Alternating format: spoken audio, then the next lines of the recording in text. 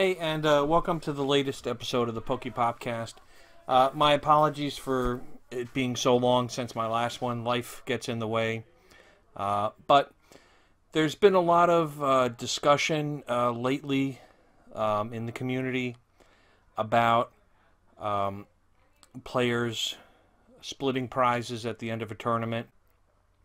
And so I want to explain exactly when and how players in a Pokemon TCG Premier event can split prizes and how to do it. And the answer is you can't. Don't do it. Okay? There you go. That's it.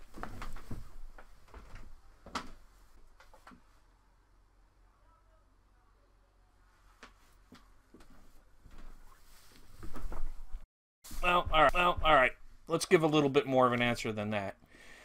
Let's talk about why you can't, from the player perspective and from the judge perspective, and what you can do and what you can't do in terms of end of match resolution, aside from playing the game and the game deciding the end of match. What choices do players have and players not do? And also, importantly, what can judges allow and what should judges not allow?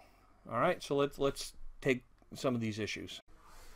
So let's take the case of splitting prizes initially, and then after we deal with that, we'll go into more of what is allowed and what's not allowed. But what's clearly not allowed is there is no way to split prizes in the Pokemon trading card game as a way of resolving the match in finals or anywhere else in a premier event.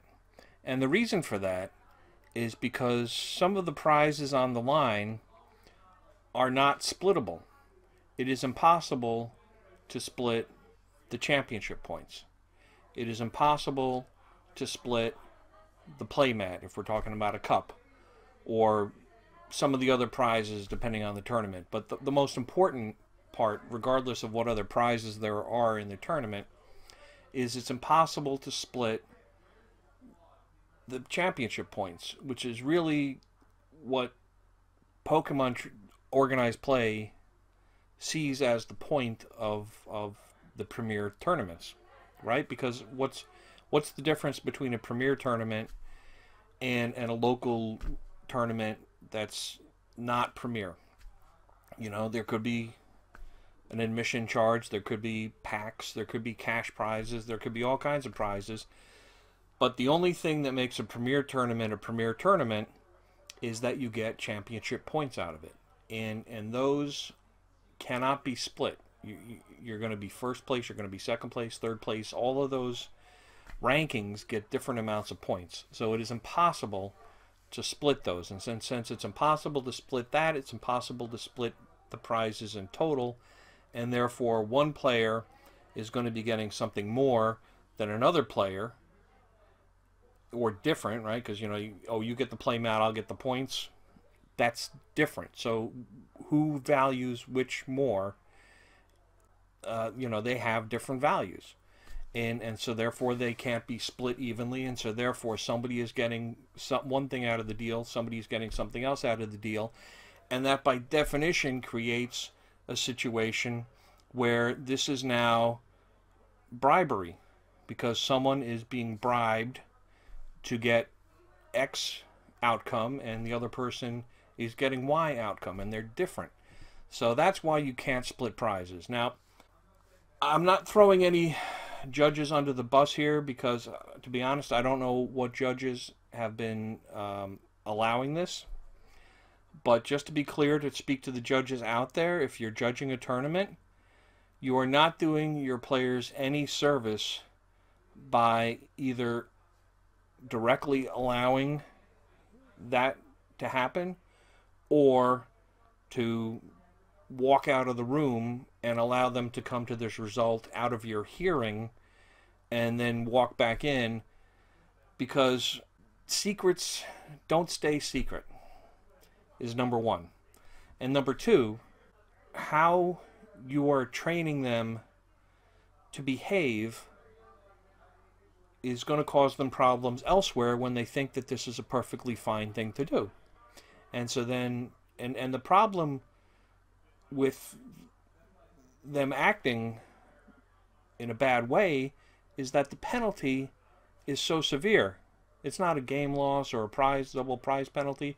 It's it's not even disqualification. It's getting banned.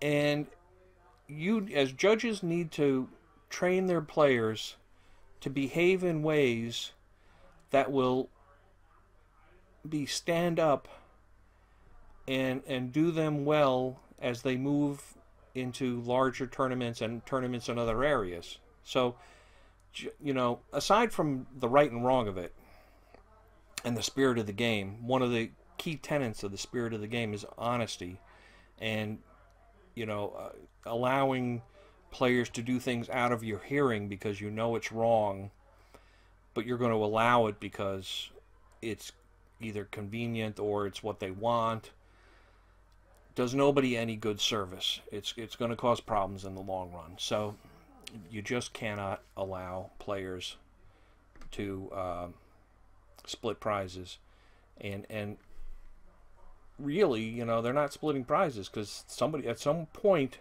the decision has to be made: who's going to get first, who's going to get the points, who's going to get the play mat. So at that point, you're now involved in allowing bribery, and you can't do it. Players don't do it, judges don't allow it. Now, okay, so how do you handle it then, right? I look at lower level events as a teaching avenue for players. One could be very draconian, and, you know, the first instance you hear that a player raises the subject, you disqualify them from the tournament. In my opinion, and I think it stands up with the guidance given in the judge guidance. Our job at low level events is to guide players on proper behavior. If you can catch a whiff of a player starting down a wrong track, and in a lot of cases player thinks it's allowed. You'll see a lot of comments in the forums that this happens all the time, it's allowed, it's allowed. No, it's not, but they think it is. So it can be used as a method of guidance that, number one, if you can head it off before an agreement is made, you can give, you know, warnings to the players that you cannot have this type of discussion, this cannot be done, and if they then follow through and continue with it, you know, then you can go with more severe penalties. But I think it's proper to use it as an opportunity to educate your player base on what is not allowed and guide them to good behavior, as long as they haven't obviously gone to the point of actually moving on such an agreement. All right, now I'm going to use the judge guidance that was issued, I think it was June or July of this year, and I'll put the link to it here. It resides on the PokeGym, but the important thing to realize about this guidance is that it is not something that, while I published it, it was written in conjunction with organized play and the R&D team. But most of this is from organized play, because how to handle end of match concessions and so forth is very much under the purview of organized play. So down toward the end of it, where it gets into where it's talking about concessions and IDs, it goes through a list of what's allowed and what's not allowed. But I want to jump down to the section right below that chart. Okay, so in this section underneath the chart, it talks about when it comes to asking for a concession, the general, and I'm going to use this as a broader thing also when they start talking about things like prize splits and so forth. When it comes to asking for a concession, the general event rules state players are not permitted to request an opponent's concession. Repeated requests of this nature may be perceived as coercion and penalized as such. So then in bold, Just asking once is penalizable. Asking more than once constitute coercion. Now, I've heard some discussion among players and even among judges where they seem to have gotten from this that where, okay, asking the second time is coercion and can earn a DQ, therefore asking once is just fine. No, that's not what it says. It says just asking once is penalizable. And so it talks about, to be clear, quoting, to be clear, the first request can get a warning or game loss, which is pretty significant. A second request earns a DQ. So you can't allow even the first ask. And I want to, this is important guidance for judges here. I've seen or heard about judges where they'll like stand there and listen to the first request and then wait, and then the player comes with the, and not say anything, and then the player comes along and asks again a second time. And it's like, okay, now we got a DQ, you're DQ'd. That's not how to handle this. Our job, our mission is to educate and prevent the players from going down a bad path. Just the fact that they asked the first time, the judge needs to speak up and stop the actions right there and issue a warning or a game loss or some penalty, not wait and let it get into a point where now they've asked multiple times and now you're going to issue a DQ. Where the DQ comes in is if a judge is not there, player asks one time, the opponent says, no, I don't want to do it, leave it alone, and then goes and asks again, and now the player, you know, on their own has gone into a DQable situation. Judges should not sit back and wait. If they can, you should stop it in the first instance and issue a penalty there to guide the players to prevent them from going to where they shouldn't go. Now, I've seen cases where a judge will give a warning, you can't ask that, and then maybe in a later round they ask somebody again.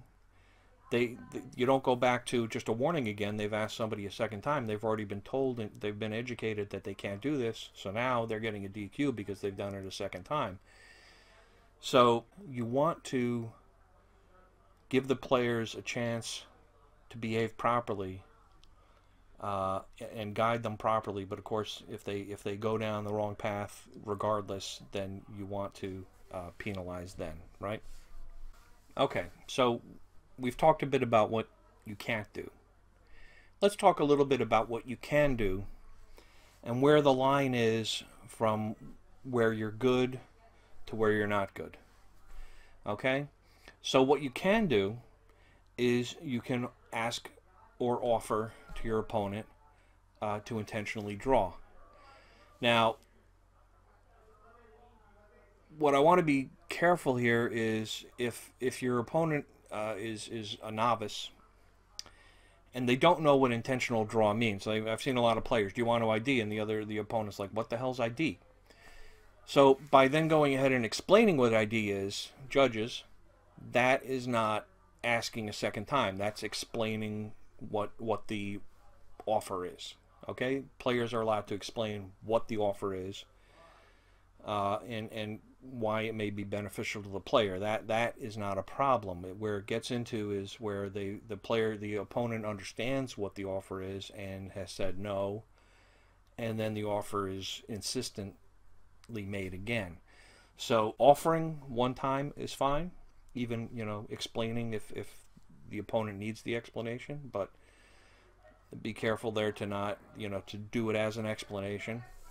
But if it's refused, the opponent turns down the offer to ID, because in a lot of cases I see people ID when their records are going to be such that one person with this record is going to bubble out, so maybe they don't want to take the chance on bubbling out. That, you know, they're just because it's good for you doesn't mean it's good for them. So a player can turn down an ID request, and that's the end of it. That's important. Once you've made a request, the opponent has turned it down, you then proceed to play. You're not allowed to offer a second time. Okay? At the second time, you're now getting into coercion. And when you start getting into coercion, that's when you start getting into disqualification. So offering it or asking for an intentional draw, fine the first time. If it's turned down, players, you need to leave that alone. Concessions. Players are allowed to offer a concession. Now, the concession could be for whatever reason. It could be because you're playing a sibling, you're playing a friend, you have no desire, you don't need the points, you're at your limit, and the other person can use the points, you decide to concede, whatever reasons you want. You're always allowed to concede.